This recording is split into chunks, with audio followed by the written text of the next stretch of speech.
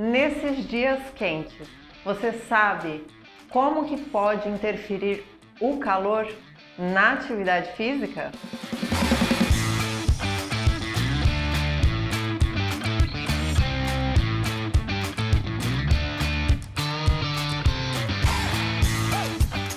Seja Care Club. Meu nome é Renata Faramiglio e eu sou nutricionista esportiva da Care Club Unidade Ibirapuera. E se você não sabe, fique atento ao nosso vídeo completo e não deixe de comentar, curtir e se inscrever no canal da Care Club. Qual será a interferência do calor na atividade física?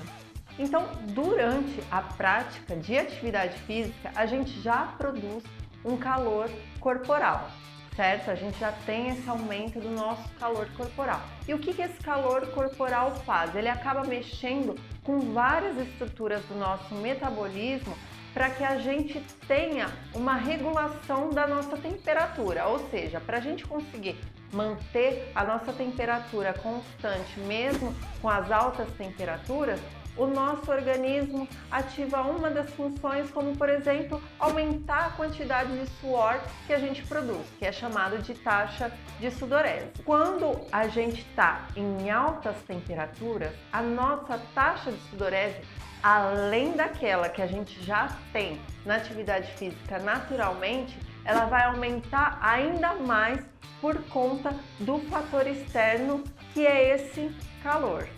E a consequência dessa alta sudorese é uma falha no sistema cardiovascular causado pelo aumento do fluxo da pele e também dos músculos, causando desconfortos como mal-estar, dor de cabeça, náusea, vômito, diarreia, aumento da sensibilidade, aumento da irritabilidade, aumento da ansiedade. Portanto, uma das coisas mais importantes que a gente precisa fazer em dias de alta temperatura, durante a prática de exercício, é tomar conta da hidratação. Aí você me pergunta, como devemos fazer essa hidratação? Antes do treino, de 2 até 1 hora antes, devemos fazer uma hidratação de 300 a 500 ml de água antes do treino.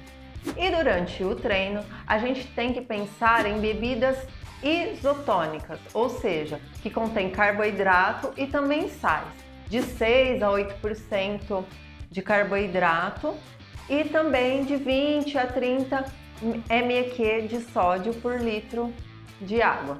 Isso daí ele tem que estar numa diluição. E essa diluição, ela varia de 500 a 1000 ml por hora, né?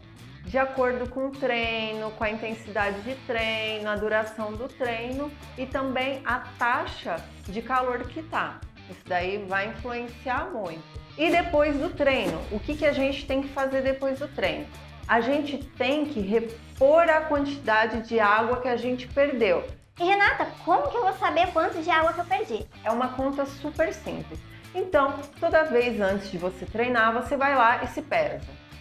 Aí, depois que você saiu do treino, imediatamente após você se pesa novamente.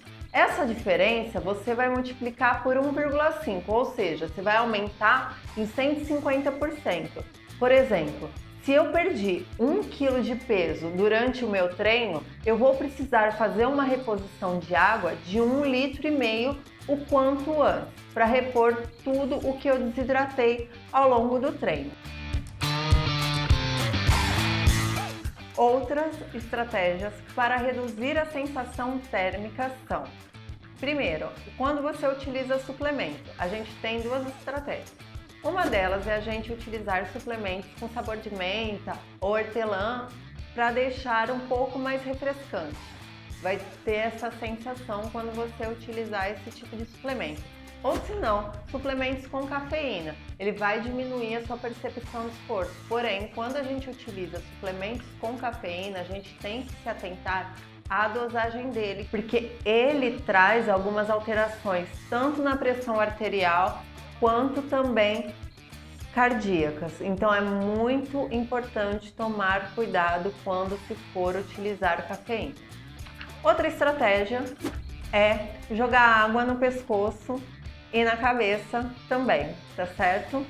E, por último, não menos interessante, o que a gente pode fazer? Utilizar balas ou chicletes sem açúcar de hortelã e menta, que faz a mesma coisa que o suplemento, que é dar aquela sensação de frescor, e seu cérebro vai entender que a gente está com uma temperatura mais amena. Além de todas essas estratégias, também é interessante que essa água que a gente consuma, ela esteja numa temperatura de 5 até 15 graus Celsius, para que a gente tenha essa melhora da nossa homeostase corporal, que é o nosso controle de temperatura. Não menos importante é a nossa alimentação, que ela é a base de tudo.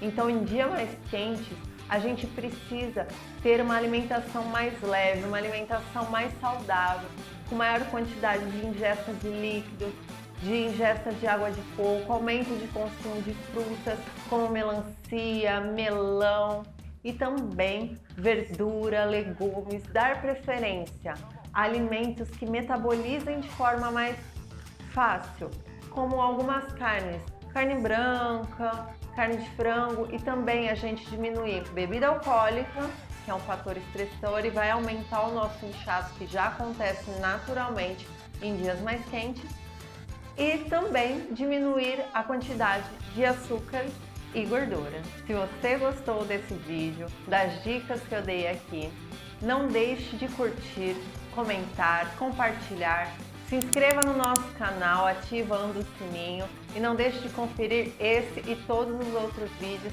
que a Care Club tem aqui no YouTube. Até mais!